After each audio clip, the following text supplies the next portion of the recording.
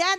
Basta, Madam Chair, hindi mo pwedeng marinig to eh. Kami-kami lang to pang voice talk. Kasi ang tagal nyo sa loob, di ba?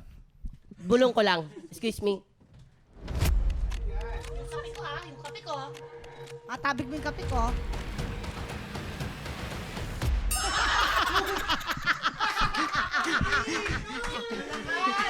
Malakas? Bulong nyo lang din. Paano, tol? Kasi ang hirap nun.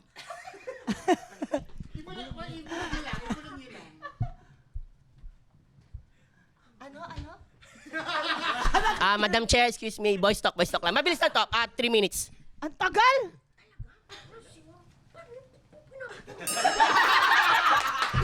Sige. Sorry. Okay na ako. Thank you, kapatid. Grabe. So wala? Hindi totoo. Narinig ko ng bahagya, mga kababayan. Parang ang dating pala sa PBB, talagang mental challenge. Bakit? Shucks, hindi na ako magiging housemate.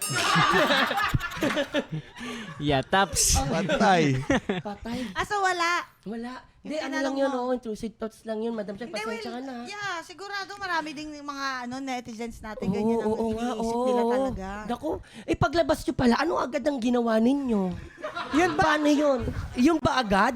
Kumain. Kumain? Siyempre, Kwentuhan. Kwentuhan. Ano family, Family, friends. Ano unang nyo kinain? Egg sandwich. Chicken. Wow. Chicken egg sandwich. Yun.